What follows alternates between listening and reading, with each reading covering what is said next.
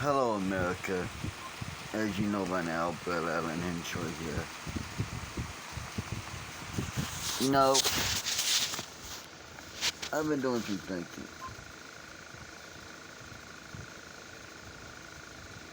And there's a quote from a wise man that I want to tell you now. The wise man was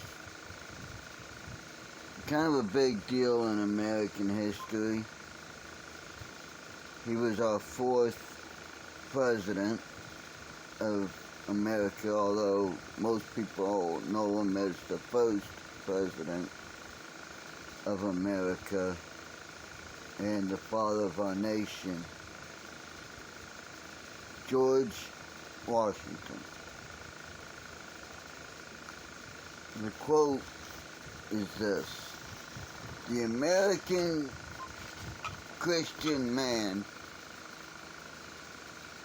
would rather live on his feet, would rather die on his feet than live on his knees."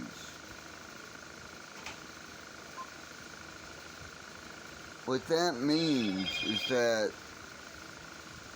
the American man, the very spirit, what makes us a unique nation and what makes us unique as a people, and what should bring us together as a nation, and that we are willing to die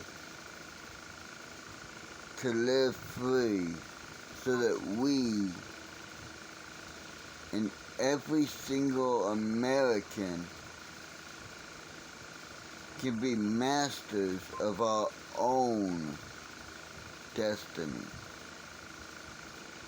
rather than live on our knees or be subjugated and told what to do by someone else.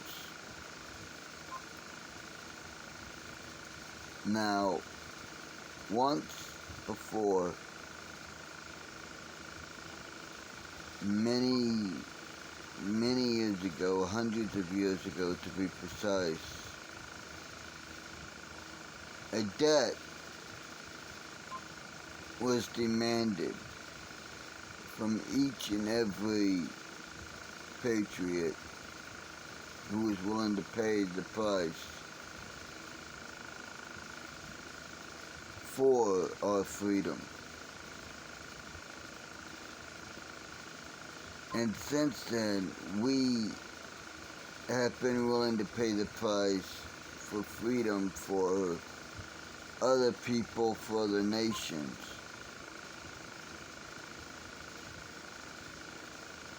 However, once again, I feel the debt is being called upon to be paid to keep this country free. And once again, it will be paid with the lives and blood of patriots. You see,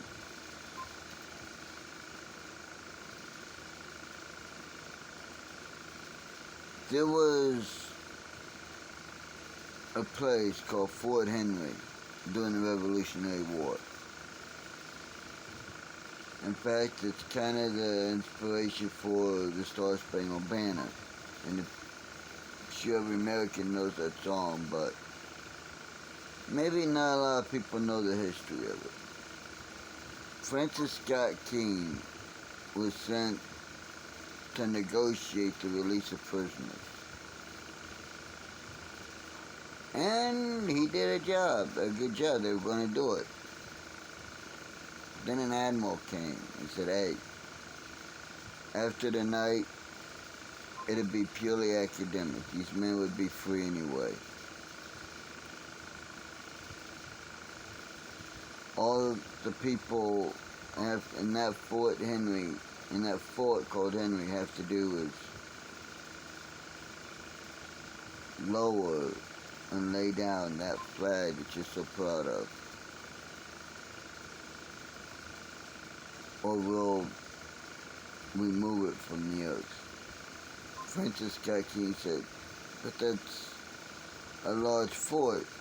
It's got men, it's got women, children. It's primarily not a military fort. The admiral said it doesn't matter, because we left them out. All they have to do is lower that flag. Well,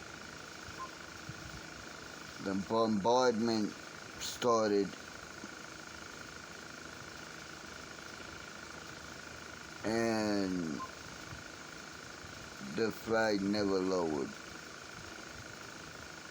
During a pause in it, the admiral came to him again and said, I don't understand it. Our intelligence says that flag is taking direct hits. We don't know how it's still standing. But it doesn't matter, because I've ordered the entire force of the English Naval Armada to focus its firepower on that rampart, to blow that flag at it, to blow it away. And again, the bombardment started. The next morning, Francis Scott Key went aboard. He went ashore. And he found why that flag was hanging and standing at a weird, crazy angle. It was because, yes, that rampart, that flag post had taken direct hits. But the Patriots, who knew what that flag meant and signified, and who knew what it meant for that flag to be laying on the ground,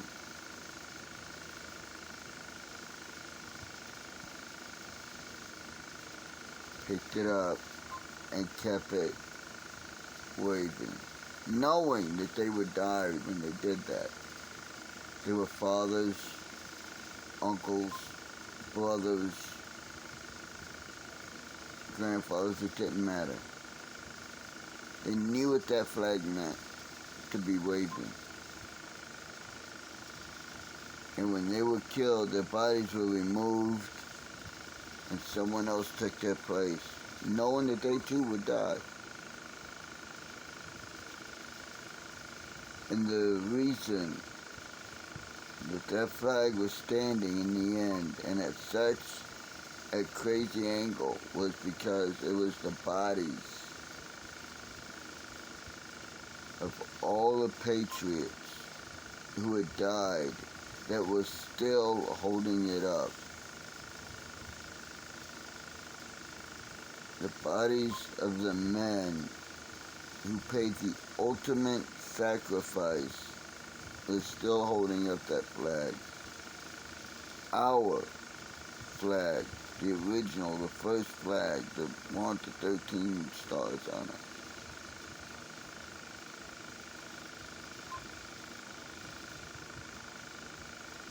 If as an American, hell, as a man, as a human, if that doesn't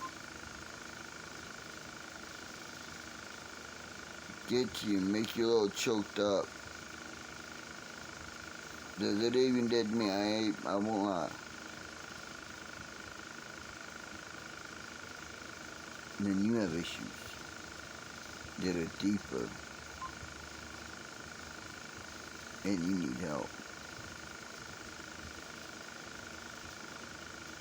But I believe once again America has faced an overwhelming force. And I believe once again that our very freedoms are at stake. And that once again, the price for those freedoms, the bill for those freedoms, the debt that we have for those freedoms is being called due. And that once again, American patriots will have to pay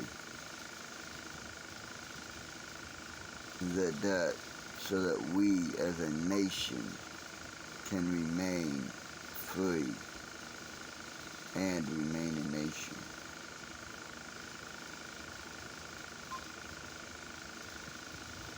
If my life is what it will cost to keep the country I love free and sovereign, then I regret that I have but one life to give.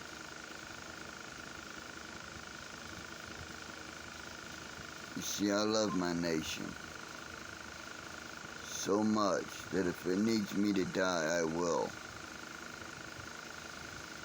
And my only regret will be that I have but one life to give.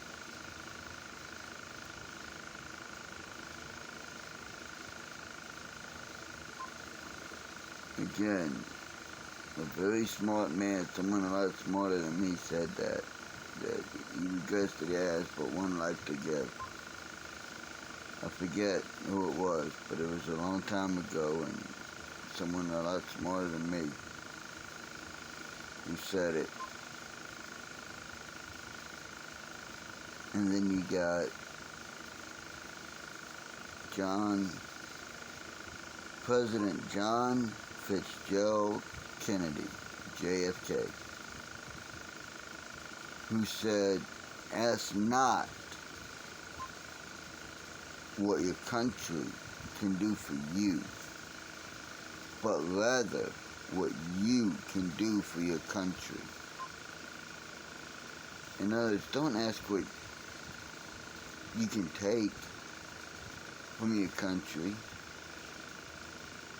Rather ask what your country needs so that you can give. I believe that the bill's coming due for those of us who've inherited our